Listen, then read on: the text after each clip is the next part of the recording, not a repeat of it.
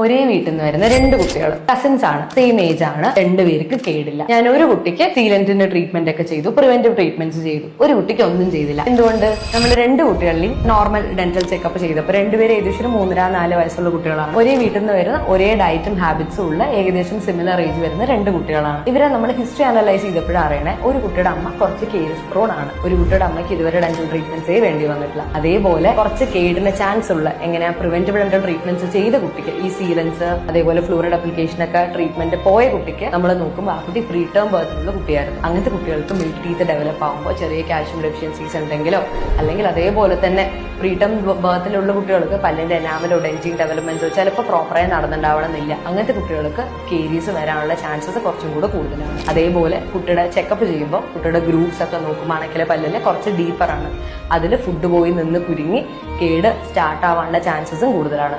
അങ്ങനത്തെ കേസുകളിലാണ് നമ്മൾ സീലൻസ് ചെയ്യുക. മറ്റേ കുട്ടിയുടെ ഹിസ്റ്ററി നോക്കുമ്പോൾ കുട്ടിക്ക് കേടൊന്നുമില്ല, ഈ മോനെ പോലെ തന്നെയാണ് മറ്റേ മോൻ, പക്ഷെ പല്ലെല്ലാം കുറച്ചും കൂടെ നീറ്റാണ്. വീട്ടിൽ ആ കുട്ടിയുടെ അമ്മയുടെ സൈഡിൽ നിന്ന് നോക്കുമ്പോൾ ആർക്കും കേസ് ഹിസ്റ്ററി ഇല്ല. അപ്പൊ നമ്മൾ ആ കുട്ടീനെ 3 അല്ലെങ്കിൽ 6 months വൺസ് ചെക്കപ്പ് മാത്രം ചെയ്താൽ മതി, അഥവാ വല്ല കേട് വരാണെങ്കിൽ ഫില്ല് ചെയ്താൽ മതി എന്ന് പറഞ്ഞു. അങ്ങനെയാണ് നമ്മൾ കുട്ടികളുടെ ഹിസ്റ്ററീസ് വെച്ചിട്ട് കുട്ടിക്ക് ഇനി കേട് വരാൻ സാധ്യത ഉണ്ടോ ഇല്ലയോ കുട്ടിയുടെ ഡയറ്റ് അനാലിസിസ് ഒക്കെ ചെയ്തിട്ട് നമ്മൾ ഡിസൈഡ് ചെയ്യാം.